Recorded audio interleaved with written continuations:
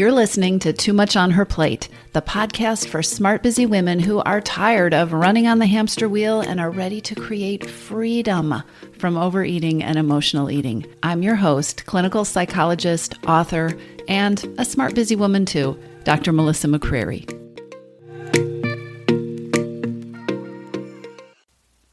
Today I want to talk about one of the most disempowering kinds of overeating, and that is stress eating. Stress eating, which is, as you know, overeating that happens or eating that happens as a response to stress or as a way of trying to cope with stress, is so frustrating because most of the time you know it's happening. You understand the reason that you are reaching for something to eat, even if you aren't hungry, but you probably feel a degree of helplessness or powerlessness around the stress or around changing the situation. And the advice that is out there about what to do about stress eating is also infuriating. I'm sure that you have heard the absolutely inane, incompetent advice like, don't give in to stress eating. If you're stress eating, realize that what your body needs isn't really food and don't do it. I mean, really? My other favorite bit of non-helpful advice is if you're stress eating, you need to do some things to reduce your stress. Right, we know that. Here's the thing. If you want to change stress eating habits, of course you want to minimize your stress. If you want to be a happy person, you want to deal with extreme stress or stress that's getting in the way of you living your best life. We know that. If you want to break free from stress eating, the idea that the way to do this is to create a stress-free life is unrealistic, it's impossible, it's perfectionistic thinking, and it's probably going to lead to more stress and frustration as you try harder and harder to do this thing that isn't going to happen. Today, what I want to talk about are real ways that you can change your relationship with food in the midst of stress. So ways that you can change stress eating habits, transform them into something else or another way of dealing with stress, even when the stress isn't going to stop. I've got 5 ways that you can interrupt the process of stress eating. And I've also got a downloadable PDF for you that's going to summarize the 5 different strategies that I'm going to talk about today. I will put the link to that in the show notes below the episode. So, how do you interrupt stress eating if you cannot interrupt the stress? The first thing to do is to harness compassion. Another way to think about this that I'm going to describe to you in a moment is to harness the power of being seen. Now, here's what I mean about this. Too often, well, actually all the time, if you are in the middle of stress, it feels very frantic. It feels like the power of an out-of-control train coming at you. When you're stressed and then you find yourself turning to stress eating, your reaction is going to come from a place of stress. And it is really easy to fall into that place of frustration and anger with yourself and negativity, right? When you're already stressed, the negative thoughts, they flow pretty easily. And so it is normal under stress when you're doing something or feeling triggered to do something that you don't want to do to have these harsh thoughts, right? In that moment, your thoughts can be pretty unkind, pretty judgmental, and pretty harsh. So if you are already stressed and you find yourself eating in the way that you didn't want to, it is pretty human to be thinking things like, why can't I do this? I should do better. Why can't I control this habit? Damn it, I blew it again. Those kind of thoughts.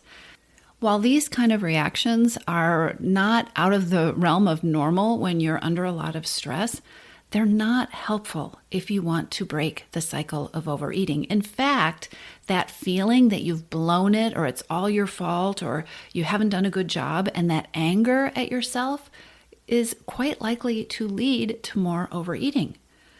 This is why it is really important to start with compassion, or when you catch yourself in that cycle of frustration, to begin again with compassion. You're stressed, maybe overwhelmed, maybe tired, and you're probably in need of a break. And while a break can be really, really helpful, I know that sometimes that isn't possible. It is possible in these situations to practice facing the situation and facing yourself with kindness, with respect, and with compassion. So I know that sounds very nice, but it's not clear at all what that looks like. So let's talk about that. And this is where I want to talk about the power of being seen. In really tough times, stressful times, times where it feels like you can't do anything to make things better, the experience of being seen can be extremely powerful. I want you to think about times when someone has held you when you were upset, just given you a big hug. Even if that person did nothing to change the situation, the experience of having someone there with you who was acknowledging your pain, who cared, it was probably powerful and it was probably comforting. You owe it to yourself to give that same kind of compassion to you. You can actually begin to interrupt stress eating cycles with compassion and with this power of seeing yourself. Acknowledge how you feel. So often when we're stressed, remember, we're just plowing straight ahead. Take a moment, see yourself, and acknowledge how you feel. You may even want to say it out loud. Something like, I am feeling so stressed and overwhelmed right now. I'm feeling lost right now. Add some compassion, just like you would for a friend.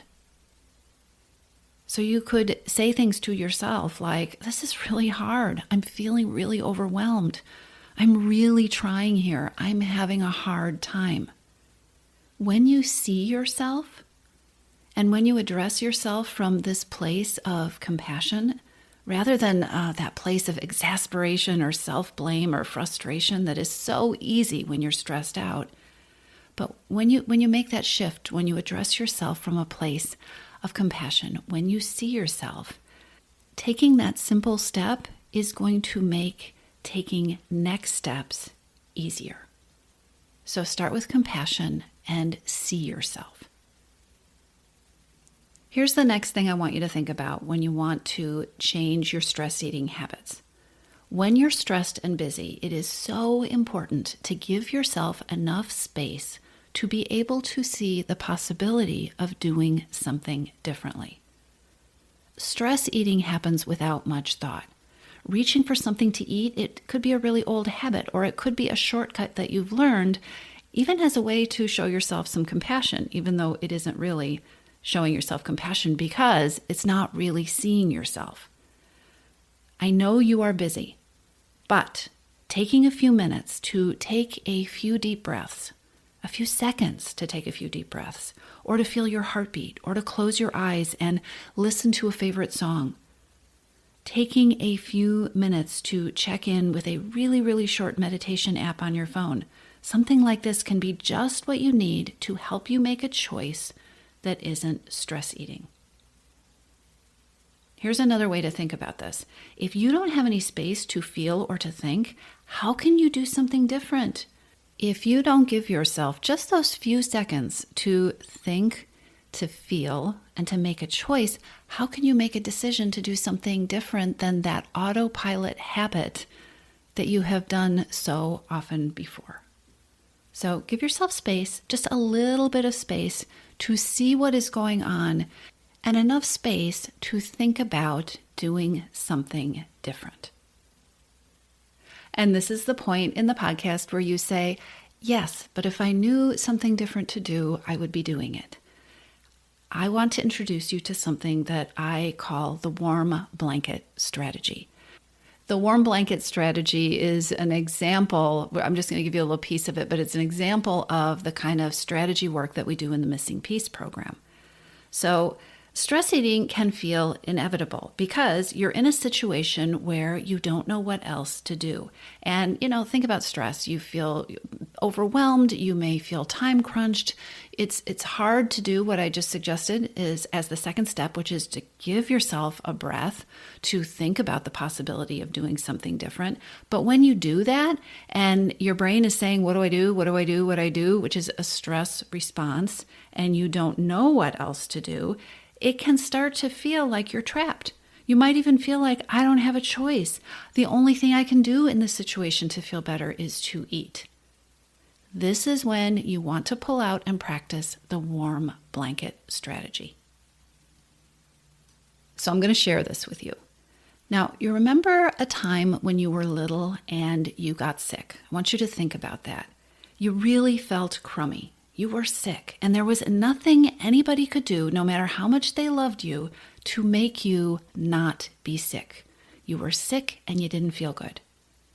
However, you might have had a parent or someone who cared about you who did little things that made you feel better. Little things that made you feel better, even if they really didn't. Or if you had a little someone that you cared about who was sick and you could not make them unsick, there may be or have been things that you did for that little person that made them feel better, even if they didn't really make them feel better. Meaning they made them feel better, or they comforted them, they soothed them, even if they didn't really solve the problem or make them unsick. Now, I call this the warm blanket strategy because in my family, we had a special blanket that my mom would bring out when we were sick. And when we were sick, we would lie on the couch and you'd get wrapped in that warm, super soft, special blanket. And I remember sometimes when I was really sick and I felt really crummy, but I felt better under that blanket. Even though I was still sick and I had a fever, and I remember one time when I had horrible chicken pox, that warm blanket helped. So if you want to interrupt old habits of stress eating, do not let unstoppable stress trip you up. You may not be able to get rid of the stress, but you can start to develop a list of your own warm blanket strategies. I want you to develop a list of ways that you can show yourself care and compassion and kindness, even though the stressful situation isn't going to be changed. How can you be kind to yourself while you are in the stressful situation? Stress eating itself, that may actually be your current warm blanket strategy. So, if you frame it that way, think about what are some things that you could put in place that instead that would feel more like a warm blanket and wouldn't have that hangover effect that the stress eating habit does. So I want to remind you that if you have had a history of struggling with stress eating, and if you've had a history of having thoughts where your brain tells you that you are trapped, that you don't have any choice, that there is nothing that you can do besides stress eat, when you start to think about new ideas, new thoughts, new ways of responding to that urge to stress eat, your brain is going to push back. Your brain is likely to tell you this isn't possible. Your brain is likely to come up blank when you start to try to think of warm blanket strategies. That's okay. Keep asking the question. This is how we grow our brains, we grow our thoughts in new directions. And if you can't come up with any warm blanket strategies, ask yourself, what would you do for a friend? How would you talk to a friend? How would you comfort and soothe a friend or a small child? And see if you can pull some ideas from what you would do for somebody else that you can apply to yourself. Now, speaking about your brain pushing back to strategies, be prepared for your brain to push back to this next way of intervening with stress eating that I want to talk to you about. I want you to hear me out on this one. If you are stressed, and you are struggling to not stress eat, I want you to focus on relaxing. In fact, I want you to call this strategy relax anyway. I want you to relax anyway, even if it feels impossible. And I know this is the point where your mind is screaming, I can't relax, I'm too stressed. This is perfectly normal. And I know that sometimes there is nothing more frustrating than trying to breathe deeply or trying to relax your mind when your thoughts are racing or when your adrenaline is flowing or when your stress is over the top. And so what happens a lot of the time is people try these relaxation techniques. They turn on their relaxation apps or they try their breathing exercise and it feels like it's not working because their mind is working in the opposite direction. And so they give up, they feel defeated, and you might even go reach for something to eat. But here's the thing. To interrupt stress eating, you want to relax. Even if it feels impossible, even if you feel like you are doing the world's worst job of it. And here's why. Your body works like everybody else's body. Your physiology can go in one of two directions. It can be relaxing. This is a physical response. So your body can be on a relaxation trajectory, which means that your breath is slowing down, your breath is deepening, your heart rate is slowing down, your body is relaxing. That's one direction your body can be moving in. Or your body can be growing more stressed and anxious. Shallow breathing, increased heart rate, more body tension. If you're in the middle of stress and if your body is ramping up with that stress response, it makes great sense that in the midst of that experience, trying to relax is going to feel difficult, if not impossible. I mean, I think about it like imagine you've got these gears and they're all moving one way and then you're like, I'm going to just go the other way. And you're trying to back up these gears. You've got this momentum going one way and you're trying to back them up. And that's exactly why you want to relax. Even if it feels like you can't, even if it feels like you're doing a really crappy job of it. Because it's perfectly okay. What you need to remember, what is so important for us all to remember, is that your body can't move in both directions at once. Anything you do to calm your body down, even if you are doing the worst possible job of it, anything you are doing to calm your body down will move your body away from the direction of becoming more stressed. It will move it away from the direction of becoming more stressed and toward feeling more relaxed, even if it is only the smallest little notch. It's important to remind yourself of that when you try to do the deep breathing, and guess what? You can't take deep breaths because you're actually slowing down an anxiety response or a stress response, that part of which is having more shallow breathing, right? As you start to practice, your breathing is going to get deeper, even if it doesn't feel very deep because it was pretty shallow to begin with. You are reversing the process. You're going from stressing out to relaxing more. It is never a waste of time to try to unwind or to decompress or to relax, even if it's just a little bit. It is a key skill for breaking the stress eating cycle. It is a key skill for taking your power back from the stress reaction in your body, even if you can't change the stressful situation. So here's the last key move I want to cover. If you're trying to break that cycle from being a stress eater when you're under stress to doing something that serves you better, I want you to think about making a move from being reactive to proactive. One of the reasons that I put so much emphasis on taking your power back and feeling empowered and embracing your own sense of power is because one of the reasons it is so easy to get stuck in cycles with overeating and emotional eating is that we lose our sense of power. We lose our sense of effectiveness. And there are a whole host of reasons for that. In this situation, stress can leave us feeling very reactive. One of the things that is so painful and uncomfortable about stress eating is that it often feels absolutely out of our control, right? Sometimes it is happening on autopilot, or it feels like I don't really have a choice. I don't know what else to do. I'm backed into a corner. So stress eating is often more of a reaction than a deliberate choice. Or if it's a deliberate choice, it does not come from a place of feeling empowered. Finding ways to move from one of reaction, and think about reaction is like things are being thrown at you and you have to catch them. You are at the mercy of what is happening to you. Finding ways to move from being reactive to sitting in a sense of your own power so that you can be proactive, so that you can make choices, so that you can make decisions.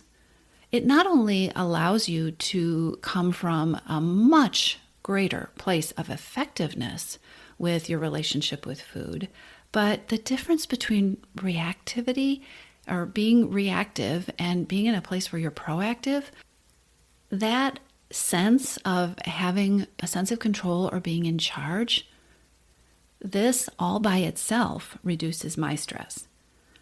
An important key, a really important key to breaking stress eating habits is starting to identify the places and the times, even in the midst of stress, when you are most able to be proactive.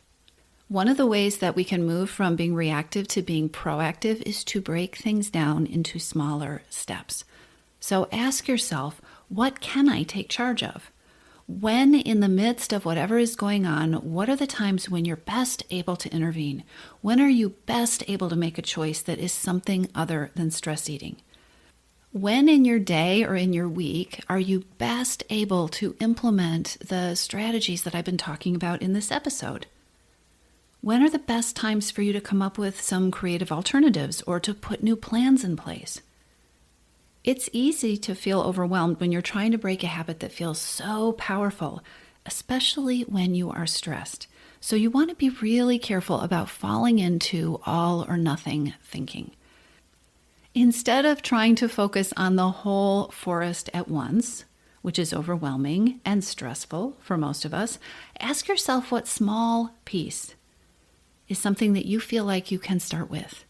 Or what is the piece that you can tackle today? What is the place in your day where you could feel effective? What is the place in your day where you could take a moment to think about alternatives? What is the place in your day where you could stop and practice compassion? When you focus on making doable choices, small choices that are different from your old patterns, that's when you start to create transformation. That is how you break the cycle. Stress eating is a powerful cycle that is tied up with stress and your thoughts and your beliefs about stress and old ingrained habits. And it takes a moment to create a different kind of cycle. Now, remember, I have a download for you of everything I'm covering today. It is in the show notes, so be sure to go and grab that. Because what you're doing by interrupting the stress cycle is you're building a new, better, more effective cycle for yourself. And it works in a circle too. So you're going to continue to rinse and repeat through these different strategies, and you are always going to start with compassion. Stress eating is a pattern that you can change, and you do not have to create some kind of perfect, unattainable life to be able to do that. So go grab the download in the show notes so you can keep practicing these steps. You don't have to get it perfect. You won't get it perfect. That's okay. You're just going to keep circling through the steps, and if you get stuck or if it feels like it's not working, you circle back to self-compassion. Stress eating is beatable. You do not have to get rid of the stress to break the habit of stress eating, and you can do this. I'll talk to you soon. If you like what you've heard, subscribe to the Too Much on Her Plate podcast and take 30 seconds to leave a review. If you're ready to tackle your hidden hungers, then come on over to toomuchonherplate.com. That's 2TOO muchonherplate.com and take the Hidden Hungers quiz. It's free, and not only will you be able to pinpoint your best place to start, you'll get the resources you need to take your next best step.